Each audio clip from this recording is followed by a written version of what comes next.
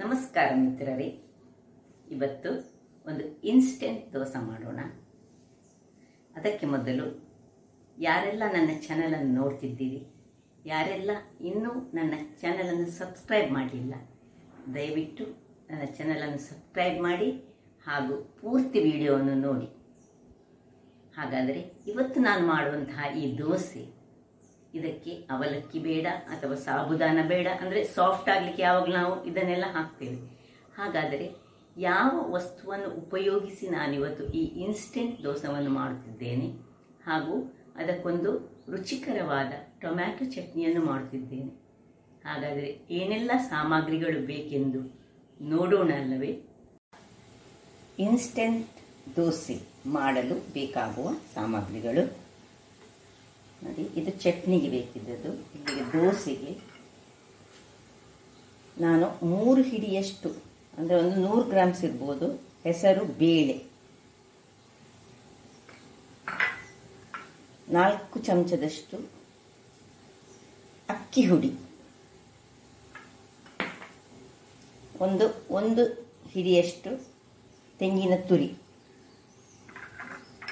ಒಂದು ಸಣ್ಣ ತುಂಡು ಶುಂಠಿ, 2 ಮೆಣಸಿನಕಾಯಿ. ನೀವು ಬೇಕಿದ್ರೆ ಇದನ್ನು ಹೆಚ್ಚು ಹಾಕ್ಕೊಳ್ಬೋದು, ಸ್ವಲ್ಪ ಖಾರ ಬೇಕಿದ್ರೆ.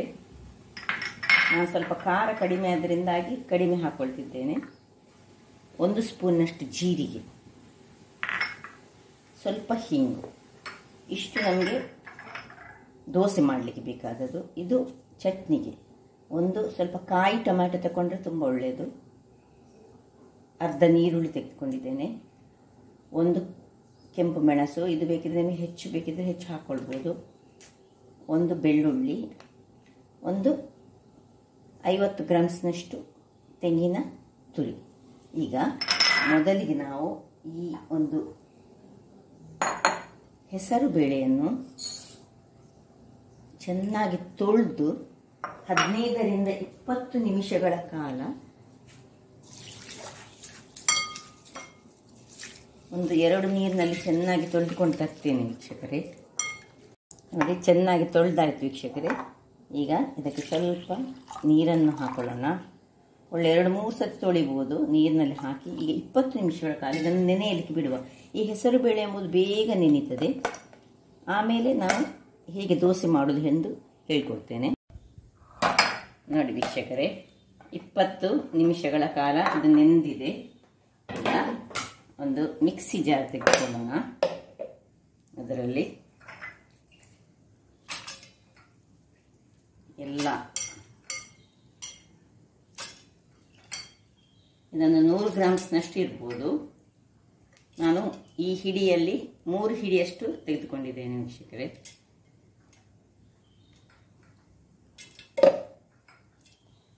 ಈಗ ಸ್ವಲ್ಪ ತೆಂಗಿನ ತುರಿ, ಒಂದು 4 ಚಮಚದಷ್ಟು ತೆಂಗಿನ ತುರಿ, 4 ಚಮಚಗಳಷ್ಟು ಅಕ್ಕಿಯ ಹುಡಿ,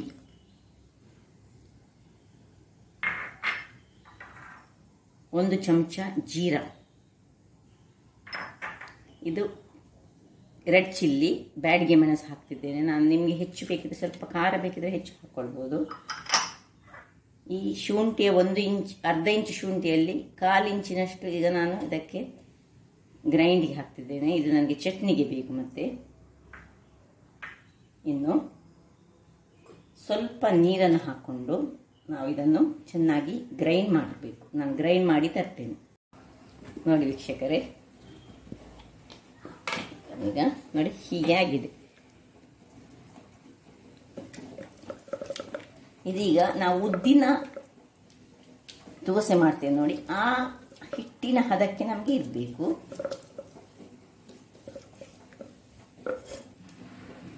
ಸ್ವಲ್ಪ ಮಿಕ್ಸಿ ತೊಳೆದ ನೀರನ್ನು ಹಾಕೊಳ್ಳುವ, ತುಂಬ ನೀರು ಮಾಡ್ಕೊಳ್ಬಾರ್ದು.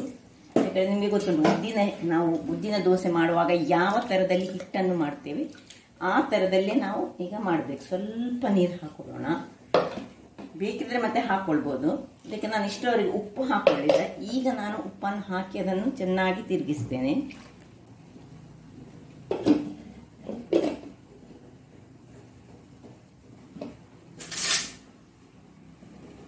ಈಗ ಹಾಗೆ ಸ್ವಲ್ಪ ಈಗ ಉಪ್ಪನ್ನು ಹಾಕೊಳ್ಳೋಣ. ಹಾಕಿ ಈಗ ನಾವು ಇದನ್ನು ಚೆನ್ನಾಗಿ ಕಲಡಿಸಿ ರುಚಿಗೆ ತಕ್ಕಷ್ಟು ಉಪ್ಪನ್ನು ಹಾಕೊಳ್ಳೋಣ. ಬೇಕಿದ್ರೆ ಗ್ರೈಂಡ್ ಮಾಡುವಾಗ ಹಾಕ್ಕೊಳ್ಬೋದು, ತೊಂದರೆ ಇಲ್ಲ. ನೋಡಿ, ಏನು ಸೋಡಾ ಆಗಲಿ ಅವಲಕ್ಕಿ ಆಗಲಿ ಅಥವಾ ಇತರ ಯಾವುದೇ ವಸ್ತುಗಳು ಬೇಡ. ಇದು ಕೇವಲ 2 ವಸ್ತುವಿನಿಂದ ನಾವು ಮಾಡ್ತಾ ಇದ್ದೇವೆ. ಇನ್ನು ಸ್ವಲ್ಪ ನಾನು ನೀರನ್ನು ಹಾಕ್ಕೊಳ್ತೇನೆ. ಸ್ವಲ್ಪ ದಪ್ಪ ಕಾಣ್ತಾ ಉಂಟು ನನಗಿದು.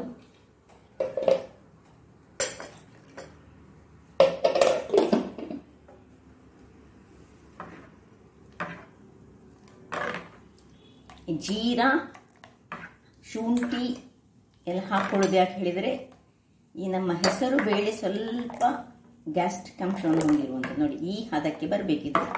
ಈಗ ನಾವು ಇದನ್ನೊಂದು 10 ನಿಮಿಷ ಮುಚ್ಚಿಟ್ಟುಕೊಂಡು ಇಡೋಣ. ಆಗ ಇದನ್ನು ನೆನೆಯಲಿಕ್ಕೆ ಬಿಟ್ಟದ್ದು ನಾವೊಂದು 20 ನಿಮಿಷ. ಅಂದರೆ ಬೆಳಿಗ್ಗೆ ಎದ್ದ ಕೂಡಲೇ ನೆನೆ ಹಾಕ್ಬೋದು. ಮತ್ತು ನೋಡಿ, ಈಗ ದೋಸೆ ಮಾಡುವ ಮೊದಲು ಒಂದು 10 ನಿಮಿಷ ಇದನ್ನು ನಾವು ಇಟ್ಟು ಮುಚ್ಚಿಟ್ಟುಕೊಂಡು ಮತ್ತೆ ದೋಸೆ ಹೊಯ್ಯೋಣ. ವೀಕ್ಷಕರೇ, ಇಲ್ಲಿ ನೋಡಿ 10 ನಿಮಿಷ ಕಳೆದಿದೆ.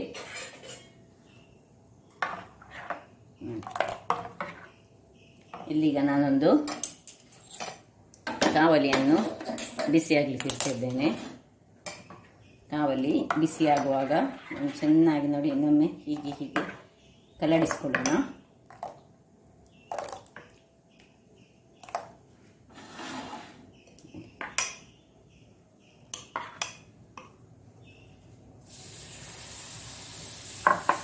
ಹೇಗೆ ನಾವು ಉದ್ದಿನ ದೋಸೆಯನ್ನು ಮಾಡ್ತೇವೆ ಹಾಗೆ ಸ್ಪ್ರೆಡ್ ಮಾಡಿಕೊಳ್ಳೋದು. ಎಷ್ಟು ತೆಳು ಬೇಕು ಅಷ್ಟು ತೆಳುವನ್ನು ಮಾಡಿಕೊಳ್ಬೋದು. ನಾನು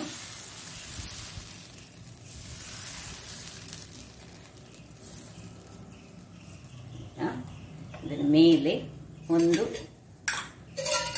ಚಮಚದಷ್ಟು, ಚಮಚ ಬೇಡ, ಎಷ್ಟು ಬೇಕು, ತುಪ್ಪ ಅಥವಾ ತೆಂಗಿನ ಎಣ್ಣೆ ಅಥವಾ ನೀವು ಯೂಸ್ ಮಾಡುವ ಯಾವುದೇ ಒಂದು ಎಣ್ಣೆ ಹಾಕಿ ಮುಚ್ಚಿಟ್ಟುಕೊಳ್ಳೋಣ. ಇಲ್ಲೀಗ ದೋಸೆ ಕಾಯ್ತಾ ಇರುವಾಗ ಈಚೆ ಒಂದು ಬಾಣಲೆ ಇಟ್ಟುಕೊಂಡಿದ್ದೇನೆ ನಾನು. ಚಟ್ನಿಗೆ ರೆಡಿ ಮಾಡಿಕೊಳ್ಳೋಣ. ಒಂದು ಸ್ವಲ್ಪ ಎಣ್ಣೆ ಹಾಕ್ಕೊಂಡು ಈ ಹೆಚ್ಚಿಟ್ಟಂತಹ ನೋಡಿ ನೀರುಳ್ಳಿಯನ್ನು ನಾನು ಸಣ್ಣದಾಗಿ ಹೆಚ್ಚಿಟ್ಟುಕೊಂಡಿದ್ದೇನೆ. ಇದನ್ನು ಹಾಕೊಳ್ಳೋಣ. ಸ್ವಲ್ಪ ಉರಿ ಸಣ್ಣದಿರಲಿ.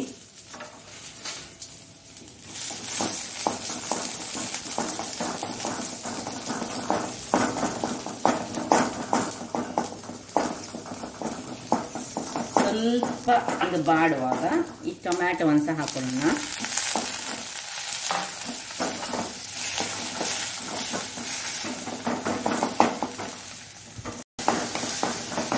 ಇಷ್ಟೊತ್ತಿಗೆ ಸ್ವಲ್ಪ ಕರಿಬೇವಿನ ಸೊಪ್ಪನ್ನು ಹಾಕೊಳ್ಳೋಣ. ಹೆಚ್ಚು ಬೇಡ.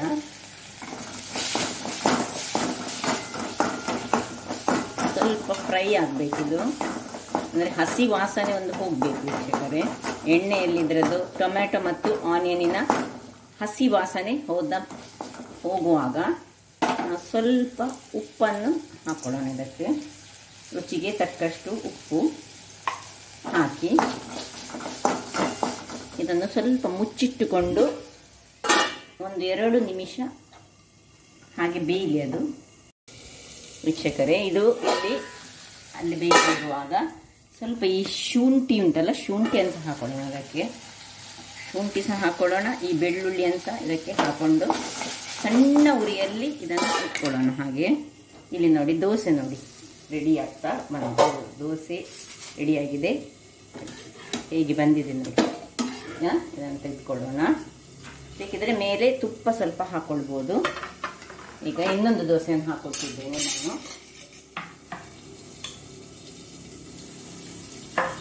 ಸೇಮ್ ತೆಳು ಮಾಡಿಕೊಂಡು ಹಾಕೊಳ್ಬೋದು. ದೊಡ್ಡದು ಬೇಕಿದ್ರೆ ದೊಡ್ಡದು, ಸಣ್ಣದು ಬೇಕಿದ್ರೆ ಸಣ್ಣದು.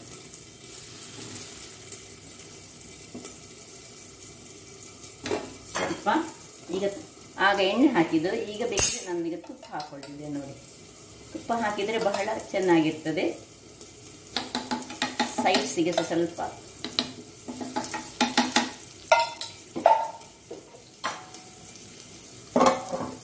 ಇಲ್ಲಿ ನೋಡಿ ಇದು ಆಗಿದೆ ನೋಡಿ, ಸಾಕಿಷ್ಟು.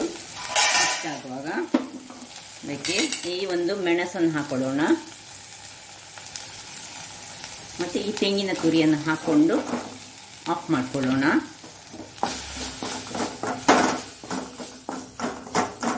ಆಫ್ ಮಾಡ್ಕೊಂಡು ಸ್ವಲ್ಪ ತಿರುಗಿಸಿ ತಣ್ಣಗಾಗಲಿಕ್ಕೆ ಬಿಡೋಣ. ನೋಡಿ ಇದು ತಣ್ಣಗಾಗಿದೆ. ಈಗ ಇದನ್ನೊಂದು ಸಣ್ಣ ಮಿಕ್ಸಿ ಜಾರಿಗೆ ಹಾಕೊಂಡು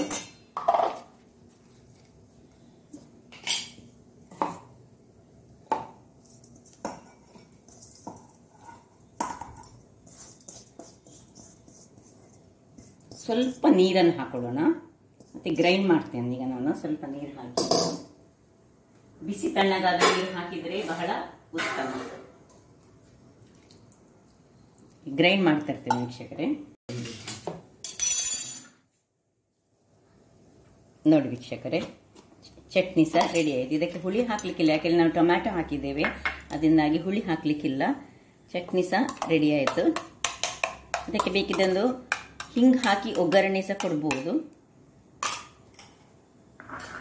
ನೋಡಿ ಈ ದೋಸೆ ಸಹ ರೆಡಿ ಆಗ್ತಾ ಉಂಟು. ನೋಡಿ ಆಯ್ತು. ಇದು ಈಗ ನಂದು 3ನೇ ದೋಸೆ ಹೇಗೆ ಬಂದಿದೆ ನೋಡಿ. ದೋಸೆ ಟೆಕ್ಸ್ಚರ್ ಹೇಗೆ ಉಂಟು ನೋಡಿ. ನೋಡಿ ಗರಿ ಗರಿಯಾಗಿ ಉಂಟು. ಈಗ ಈ ಚಟ್ನಿಯನ್ನು ಇದಕ್ಕೆ ಹೀಗೆ ಮೇಲೆ ಹಾಕಿ ಸಹ ತಿನ್ಬೋದು, ಅಥವಾ ನೀವು ಹೀಗೆ ಹಾಕಿ ತಿನ್ಬೋದು. ಇದಕ್ಕೊಂದು ಬೇಕಿದ್ರೆ ಒಗ್ಗರಣೆಯನ್ನು ಸಹ ಕೊಡ್ಬೋದು. ನೋಡಿ ಏನು ಚೆನ್ನಾಗಿ ಬಂದಿದೆ ನೋಡಿ, ಹೇಗೆ ಬಂದಿದೆ ನೋಡಿ. ಉದ್ದಿನ ದೋಸೆ ಹಾಗೆ ಕೂಡ್ಲೆ ಮಾಡುವಂತಹ ದೋಸೆ ಇದು ನೋಡಿ. 2ನೇ ದೋಸೆ ನೋಡಿ, ತೆಳು ನೋಡಿ. ಇಷ್ಟು ತೆಳು ಸಹ ಮಾಡ್ಬೋದು, ಎಷ್ಟು ತೆಳು ಬೇಕು ಅಷ್ಟು ತೆಳುವನ್ನು ಇದನ್ನು ಮಾಡ್ಬೋದು ನೀವು. ಹಾಗಾದರೆ ನೋಡಿದ್ರಲ್ಲ ವೀಕ್ಷಕರೇ, ಇನ್ಸ್ಟೆಂಟ್ ಆಗಿ, ಅದು ಸಹ ಹೆಲ್ದಿ. ಹೆಸರುಬೇಳೆ ಎಂಬುದು ಒಂದು ಹೆಲ್ದಿ ಗ್ರೇನ್. ಹಾಗಾದರೆ ನನ್ನ ಈ ಕುಕಿಂಗ್ ಚಾನಲ್ ನಿಮಗೆ ಇಷ್ಟ ಆದರೆ ಬೋಳೂರು ಸುವರ್ಣ ಚಾನಲನ್ನು ಲೈಕ್ ಮಾಡಿ, ಶೇರ್ ಮಾಡಿ ಹಾಗೂ ಸಬ್ಸ್ಕ್ರೈಬ್ ಮಾಡಿ. ಹಾಗೂ ನನ್ನ ಇನ್ಸ್ಟಾಗ್ರಾಮ್ ಪೇಜನ್ನು ಫಾಲೋ ಮಾಡಿ. ಧನ್ಯವಾದಗಳು.